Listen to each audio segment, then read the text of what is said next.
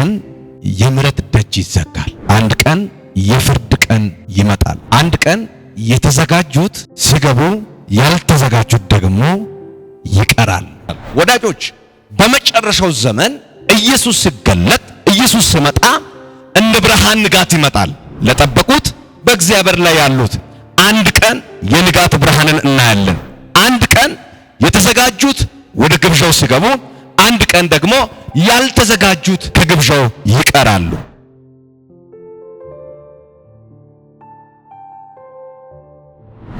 ከኔ ጋር እግዚአብሔር ቃል ያዛችሁት አንደኛ ተሰሎንቄ ምዕራፍ 5 ቁጥር 1 ላይ እንደዚህ ይላል። እንደዚህ በሚል ሐሳብ የእግዚአብሔር ቃል አብረን እናያለን።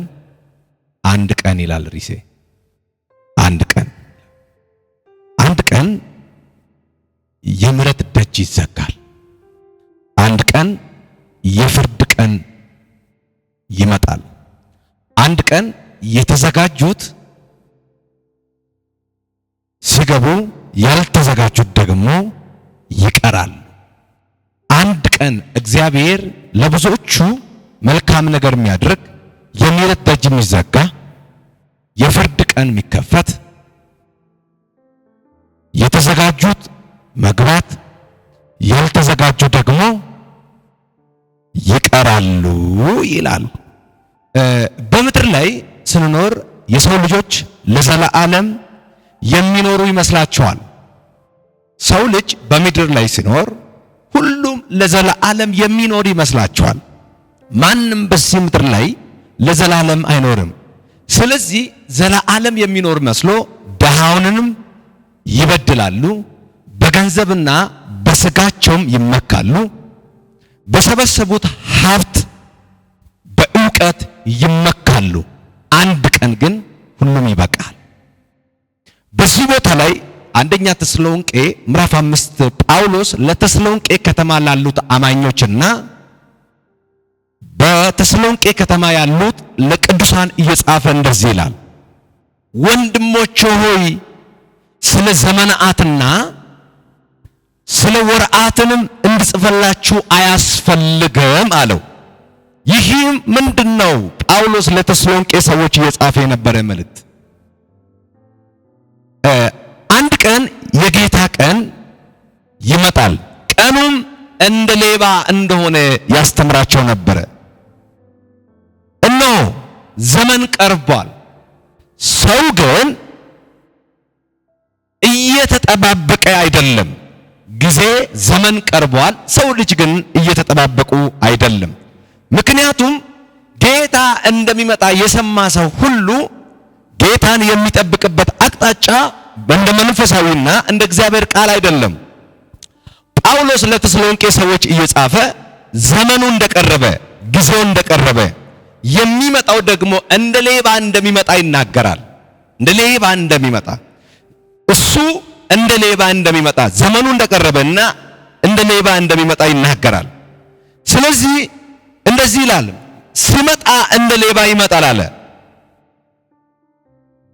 ጳውሎስ ይህን መልእክት ለተሰሎንቄ ሰዎች ቀደም ብሎ ለተሰሎንቄ ላሉት አማኞች ከነሱ ጋር አብሮ የእግዚአብሔር ቤትን ከሰራ በኋላ እነሱ ላይ ወንጌል ከሰበከ ከሄደ በኋላ ሁሉ ጊዜ የጳውሎስ ልብና የጳውሎስ መንፈሱ ከተሰሎንቄ ሰዎች ጋር እንደነበረ ቃሉ ይናገራል።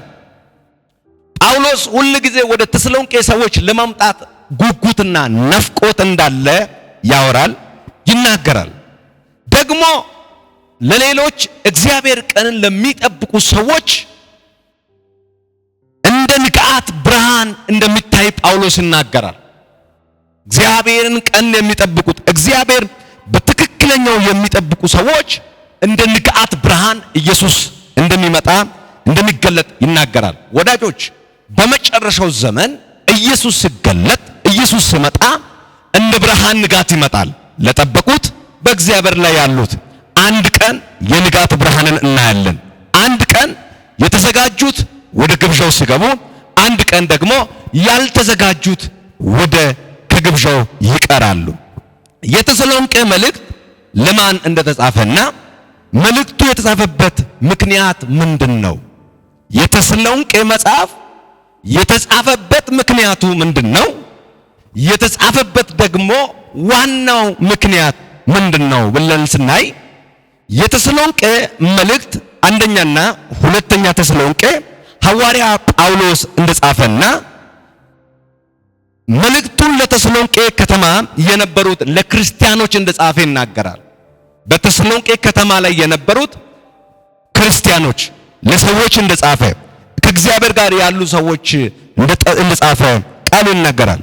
እርሱንም አዲስ አማኝን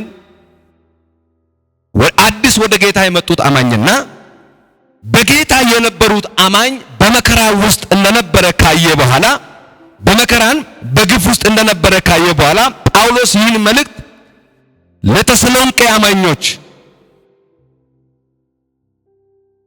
ይጽፋል። ምክንያቱም ይናገራል ኢየሱስ አሁን መምጫው እንደደረሰና በተሰሎንቄ ያሉ ሰዎች በጣም እግዚአብሔርን የተቀበሉት አማኞች እጅግ ፈተናና ቻሌንጅ ውስጥ እንዳሉ ይናገራል። በዛ ቦታ ላይ ደግሞ አዲስ ክርስቲያን እንዳለ ስለዚህ ያስረዳናል፣ ያወራል።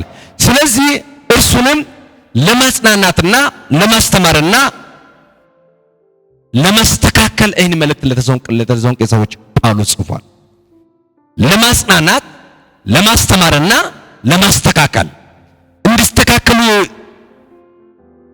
ስላለባቸው ይህን መልእክት ጽፏል። ለመጀመሪያ ለማጽናናት፣ በክርስቶስ ያሉ ደግሞ ለማስተማር፣ ደግሞ ጌታን እንደሚመጣ የሚያውቁ ሰዎች ረስቶ ያለበት ደግሞ ለማስተካከል ይህን መልእክትን ጽፏል። ዋናው መልእክት ዓላማው በመጀመሪያ አማኞች በመከራ ውስጥ መጽናናት እንደነበረና እነርሱም ስለ እምነታቸውን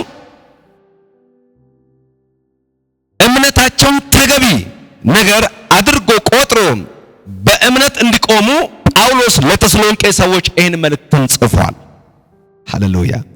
በትክክለኛው እምነታቸው በውስጥ እንዲኖር ነገር ግን ከእንግዲህ ወዲህ እምነታቸው እንዳይጠፋ እያበረታታቸው ነበረ። ጳውሎስ እምነታቸው እንዳይጠፋ፣ በእግዚአብሔር ያለው እምነት እንዳይጠፋ፣ በጌታ ያለው እምነት እንዳይጠፋ አሁን በደረሳቸው በቻሌንጅና በመከራ ብዛት ስለደረሰባቸው ይህ ደርሶናል ብሎ እንዳያዝኑ እንዳይቸግሩ ጳውሎስ ይህን መልእክት እምነታቸውንም እንዳይጠፋ ሊያበረታታቸው መልእክት አንደኛ ተሰሎንቄ ሁለተኛ ተሰሎንቄ እንደጻፈ ይናገራል። እንዲሁም ስለ ጌታ መጨረሻ ትኩረትና ትምህርት ለመስጠት ጽፏል። ይህን መልእክት እንዲሁም ስለ ጌታ መምጫ ትኩረት እንዲኖራቸው ትምህርት ሊሰጣቸው ይህ መልእክት እንደጻፈ ይናገራል። አንዳንድ ሰዎች ስለ ሞቱ ሰዎች የሚያዝኑ አለ። በተሰሎንቄ መጽሐፍ ውስጥ ላይ ስለ ሞቱ ሰዎች በጌታ የሆኑት እግዚአብሔርን ሲያገለግሉ የነበሩት በእግዚአብሔር ፊት የነበሩት እግዚአብሔርን እያገለገሉ የነበሩት እግዚአብሔር ጋር አብሮ ያሉት ከነሱ ቀደም ብሎ ያረፉት የሞቱ ሰዎች ነበሩ። ስለነሱ እጅግ ያስቡ ነበረ። በመጨረሻ ጊዜ ምን ይሆናሉ እነዚህ ሰዎች? ለነዚህ ሰዎች መጨረሻቸው ምንድነው ብሎ በሐዘን ውስጥ ገብቶ ያስቡ ነበረ።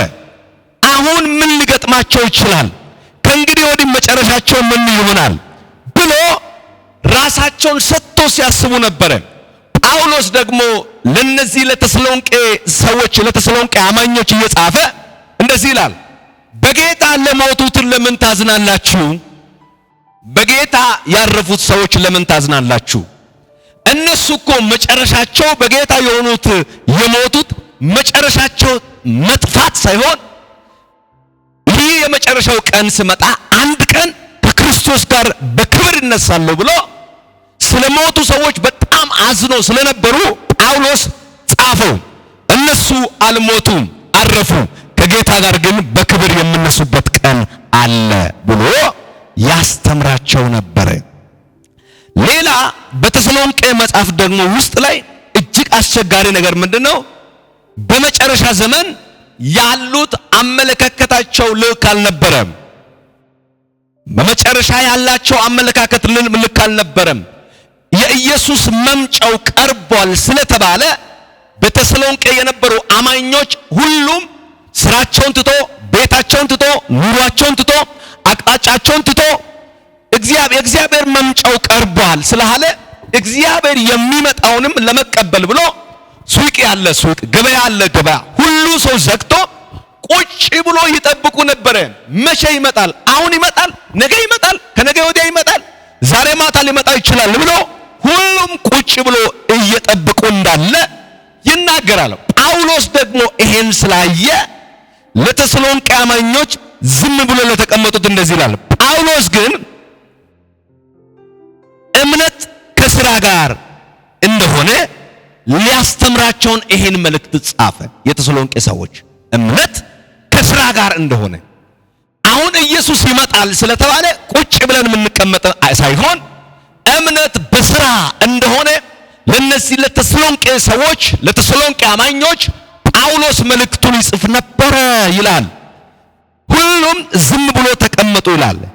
አንድም ከዛም ወዲያ ሳይሉ ቁጭ ብሎ እየጠበቁ እንዳለ ጽፏል። ስለዚህ ጳውሎስ ሲናገር እንደዚህ ይላል፣ እምነት በሥራ ውስጥ እንዳለ ወይም ተግባራዊ ማድረግ እንዳለበት ገለጸ። እምነት ዝም ብለን ኢየሱስ ይመጣል ስለተባለን ዝም ብለን ተቀምጠን የምንጠብቀው ነገር ሳይሆን እምነት የምናሳየው በሥራ ነው። እምነት የምናሳየው እግዚአብሔርንም በማገልገል በመጥራት እውነትን በማውራት እንደሆነ ጳውሎስ ለተሰሎንቄ ሰዎች ገለጸ። አሁን አለ ከእንግዲህ ወዲህ አለ ቤትን ዘግታችሁ አትቀመጡ፣ ሱቅን ዘግታችሁ አትቀመጡ፣ የምትሄዱበት አቅጣጫ ዘግታችሁ አትቀመጡ። ምክንያቱም አለ ለተሰሎንቄ ሰዎች ምክንያቱም እምነት ካለን እምነትን መግለጽ ያለብን በሥራ እንደሆነ ጳውሎስ ለተሰሎንቄ አማኞችንም አስተማረው። የተሰሎንቄ መልእክት ዋና ዋና ሐሳቦች ምንድናቸው? አንድ 5 ነገር ፈጠን ብለን እናይ። ዋና ዋና ሐሳቦች ምንድነው? በዚህ በተሰሎንቄ መጽሐፍ ውስጥ ያለው ሐሳብ አንደኛ በመከራ ውስጥ መጽናት ነው። ጳውሎስ ለተሰሎንቄ ሰዎች የጻፈው አሁን ያላችሁት አማኞች በመከራ ውስጥ ብትኖርም በመከራ ውስጥ ላይ ደግሞ መጽናት እንዲኖራል የሚያስተምረው ጳውሎስ የመጀመሪያ መልእክት ለተሰሎንቄ ሰዎች የጻፈው መልእክት በመከራ ውስጥ መጽናት እንዳለበት፣ ክርስቲያኖች በችግር ቢኖሩ እንኳን እምነትን መጠበቅ እንዳለበት ለተሰሎንቄ ሰዎች ለተሰሎንቄ አማኞች ጳውሎስ ያስተምር ነበረ። በመከራ ውስጥ ናችሁ ግን መጽናት አለባችሁ አለ። አንድ ቀን ኢየሱስ እሱ እንደ ሌባ ስለሚመጣ በመከራ ውስጥ ያላችሁ ሰዎች አንድ መልእክት ልናገራችሁት፣ በመጽናት ኑሩ፣ በመቆም ኑሩ፣ እግዚአብሔር በሚያስደስት ሕይወት ኑሩ፣ እግዚአብሔር በሚፈልግበት ኑሮ ኑሩ፣ እግዚአብሔርን በመፈለግ ኑሩ፣ ቁሙ። ምክንያቱም ምንድነው ካላችሁት የእግዚአብሔር መምጫው ደርሷል። እሱ ሲመጣ እንደ ሌባ ይመጣል። አንኳክቶ አይመጣም፣ ነግሮ አይመጣም። እንደ ሌባ ስለሚመጣ ጳውሎስ ለተሰሎንቄ አማኞች የሚናገረው ትልቁ መልእክት በመከራ ውስጥ መጽናት አለባቸዋል። አሁን በሚደርስ ፈተና ውስጥ መጽናት አለባቸዋል። አሁን በሚደርስበት ነገር መጽናት አለባቸዋል። ስለዚህ ጳውሎስ እንደዚህ አለው ለተሰሎንቄ አማኞች፣ ወንድሞች ሆይ ስለ ዘመናትና ስለ ወራት ለእናንተ አልጽፍላችሁም አለ። አሁን ያለባችሁ መከራ ውስጥ ብትኖሩ ማለት በመከራ ውስጥ መጽናት አለባችሁ አለ። ስለዚህ ክርስቲያን ችግር ቢኖርም እምነቱን መጠበቅ እንዳለበት አረጋግጦ ለተሰሎንቄ አማኞች ጽፏል። ሁለተኛ የጌታ መምጫ ነው። ለተሰሎንቄ ሰዎች ጳውሎስ በትክክለኛው ትምህርት እንዲኖሩ ለተሰሎንቄ አማኞች የጻፈው ይህንም ምንድነው? ይህ ተስፋ ነው፣ የተስፋውን መልእክት ነው እንጂ የፍርሃት አይደለም አለ። ቅድም ምን አልኳችሁ? የተሰሎንቄ ሰዎች የጌታ መምጫ ደርሷል፣ እሱም ሲመጣ እንደ ሌባ ይመጣል ስለተባለ ምን ሆኗል? ፈርቷል፣ ተጨንቋል፣ በሆነ ነገር ውስጥ ናቸው። ስለዚህ የጌታ መምጫው ምንድነው ካላችሁት ይህ የተስፋ ምልክት ነው እንጂ የፍርሃት አይደለም አለ። ለተሰሎንቄ ሰዎች ይህ የተስፋ መልእክት ነው እንጂ የፍርሃት አይደለም አለ። እነሱ ፈርቷል። በጣም ስለፈሩ ዘግቷል። ቤቱን ዘግቷል። ቤተክርስቲያኑ ዘግቷል። እግዚአብሔር ይመጣል ብሎ ዘግቶ በፍርሃት ውስጥ ነው። ጳውሎስ ግን ሲጽፍ ለተሰሎንቄ አማኞች ይህ መልእክት አለ የፍርሃት ሳይሆን የተስፋ መልእክት ነው አለ። ሃሌሉያ። ሶስተኛ መንፈሳዊ ንቃት እንዲኖራቸው ለተሰሎንቄ አማኞች ጽፏል። የመንፈሳዊ ንቃት ዘመኑ ወገኖች፣ በዚህ ዘመን መንፈሳዊ ንቃት የለም። መንፈሳዊ ሞት ነው ያለው። መንፈሳዊ ንቃት በሕይወታችን የለም። መንፈሳዊ ሞት ነው ይስላል። ስለዚህ መንፈሳዊ ንቃት እንዲኖር ጻፈላቸው። ስለዚህ በሕይወታችሁ፣ በመንገዶቻችሁ፣ በምትሄዱበት ጎዳና መንፈሳዊ ንቃት እንዲኖራችሁ እንድትጠብቁ። ስለዚህ መንፈሳዊ ንቃት ሰው ሁል ጊዜ ዝግጁ መሆን አለበት አለ ጳውሎስ ለተሰሎንቄ አማኞች መልእክቱን ሲጽፍ።